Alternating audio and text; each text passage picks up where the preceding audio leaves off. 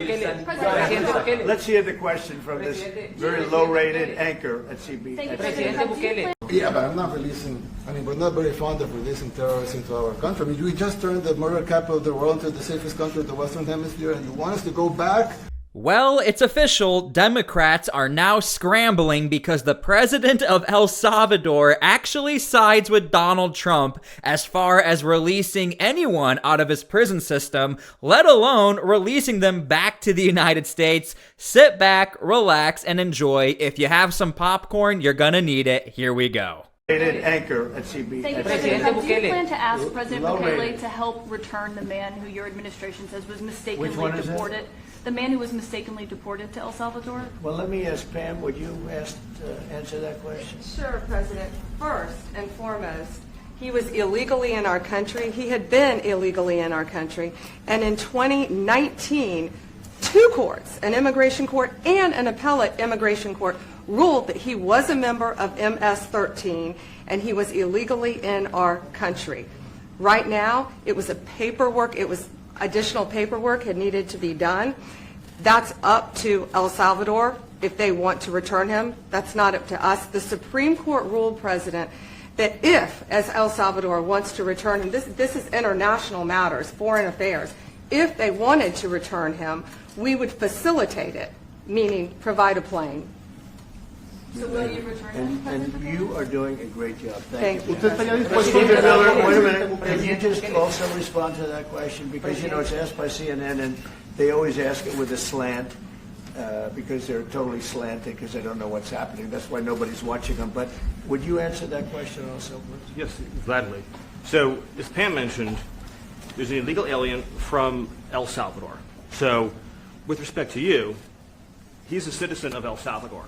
So, it's very arrogant even for American media to suggest that we would even tell El Salvador how to handle their own citizens as a starting point.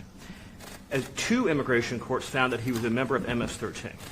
When President Trump declared MS-13 to be a foreign terrorist organization, that meant that he was no longer eligible under federal law, which I'm sure you know, you're very familiar with the INA, that he was no longer eligible for any form of immigration relief in the United States.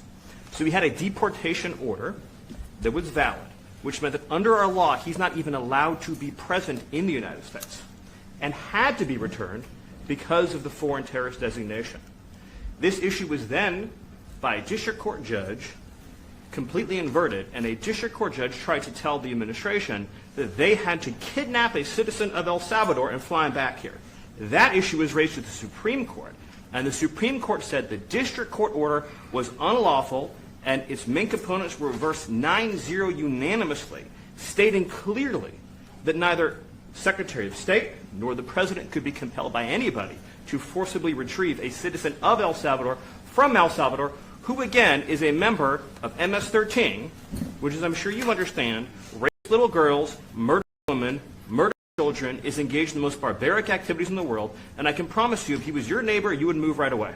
So you don't plan to ask for anyone to get him back? And what was the ruling in the Supreme Court, Steve? Was it 9-0? Yes, it was a 9-0 in our favor. In our favor, against the district court ruling, saying that no district court has the power to compel the foreign policy function of the United States. As Pam said, the ruling solely stated that if this individual, at El Salvador's sole discretion, was sent back to our country, that we could deport him a second time. Well, no version of this legally ends up with him ever living here because he is a citizen of El Salvador. That is the president of El Salvador. Your questions about it, per the court, can only be directed to him. I asked President Bukele weigh in on this. Do you plan to return him? Well, I suppose you're not suggesting that I smuggle a terrorist into the United States, right? It's always how can I return him to the United States? Like I smuggle him into the United States, or what do I do? Of course, I'm not going to do it. It's like, the question is preposterous. How can I smuggle a terrorist into the United States? I don't have the power to return him to the United States. But you can release him inside El Salvador. Yeah, but I'm not releasing, we're not very fond of releasing terrorists into our country. We just turned the murder capital of the world into the safest country of the Western Hemisphere, and you want us to go back into releasing criminals so we can go back to being the murder capital of the world? No, that's not going to happen. Well, they'd love to have a criminal, released into our there's a fascination. They would love it. Yeah. They're sick. These are sick people. I mean, I don't think we have ever seen quite the narrative switch like this ever in real time. And of course, the icing on the cake, it's Caitlin Collins trying to nudge her question in there and try to get the El Salvadorian president to give his opinion. And he's like, guys, why would I re-release a criminal into my country and then possibly maybe smuggle him into your country? Here's what's going on. Here is the foundation of the story. This whole time, the left-leaning media, they were portraying the court system as if the United States had to bring back the man who was deported from the United States. Now, you may have noticed that Caitlin Collins used the wording accidentally, or it was an error to send him to El Salvador, but now even El Salvador is saying, nah, he's a criminal. First and foremost, he's not even supposed to have left our country to go into your country illegally, and also he's a part of MS-13, so I'm not going to allow him into our country. And by the way, he did not refer to that MS-13 member as a gang member. We love to use that word in America. He even is using the words, he is a terror member, which ups the ante. To give you an idea that El Salvador agrees with the United States, these are not just gang members, they are terror members. So again, quite the narrative change, and I don't know how Democrats are going to recover from this because they have been misleading everyone. The order is to possibly facilitate, and here's the facilitation, possibly facilitate removing him, the guy who was deported from the United States, removing him from the prison system, but the president is like, nah, we're not going to do that. So again, if you're a Democrat, don't be mad at Donald Trump, don't be mad at the deportations, you need to be mad at the left-leaning media and the Democrats who have been portraying this as if we're supposed to bring him back to the United States. That was never what the court order was. And we appreciate it. Thanks. Actually, what you're doing with the border is remarkable. It has dropped, 95%? It's incredible. As of this morning, 99%, 99.1% to be exact. Why are those numbers not in the media? Well, they get out with the fake news, like CNN over here doesn't want to put them out because they don't like putting out good numbers. They only like putting out because I think they hate our country, actually. Yeah, but it's a shame. You're right. Isn't that a great question? Why doesn't the media? Why don't they put out numbers? Yeah, 99%. I mean, it's crazy, right? We're doing it's great. A crazy turnaround. Christy, could you maybe say a couple of words?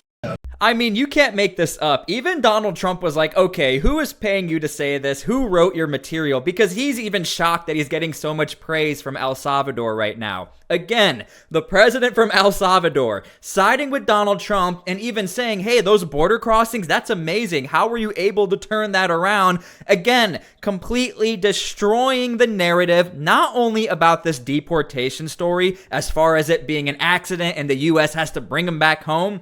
The really big story here is that Democrats have always said, man, we're losing all of our friends, all of our allies, countries are so mad at us down in South America. And here you have, of all countries, El Salvador, where this particular accident, according to Democrats, is going to be detrimental, and El Salvador is so upset. This guy showed up on the front steps of Washington, D.C., right in front of Donald Trump, in front of the world, and said, nope, we're not upset about this. In fact, he even is praising Donald Trump. I cannot wait for the coping, for the reactions. If anything, we're probably never going to hear about this ever again. MSNBC and CNN, they owe everybody a big fat apology. Will we ever get it? Definitely not.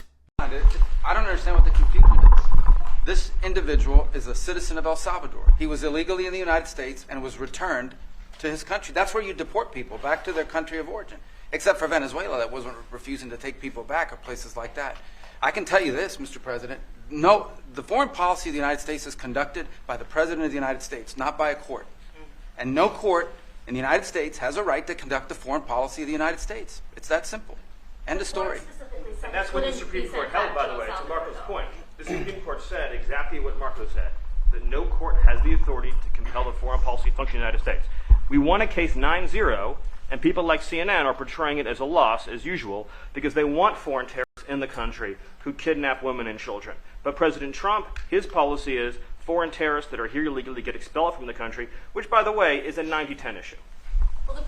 Oh boy, like I said, this is like DEFCON 1 for Democrats. This is a worst case scenario when you've been trying to portray this story as a loss, as Stephen Miller said. And this whole time, the president of El Salvador, apparently none of his words were heard in the United States, so he had to come all the way to the U.S. to let everyone know, hey, just so you guys know, I agree with you. And not only that, I am so proud of the work you guys are doing. Again, why would a foreign leader be upset that you just deported a criminal and put them into his prison system? If anything, that is a sign of respect and honor that we will trust you to watch this person from our prison system. And by the way, the United States, the taxpayers have to pay for this, not El Salvador. So anyway, let me know how you guys feel about this. Wow, wow, wow is all I can say. This is breaking news, people. Anyway, thank you for everything. God bless, and we'll see you all later.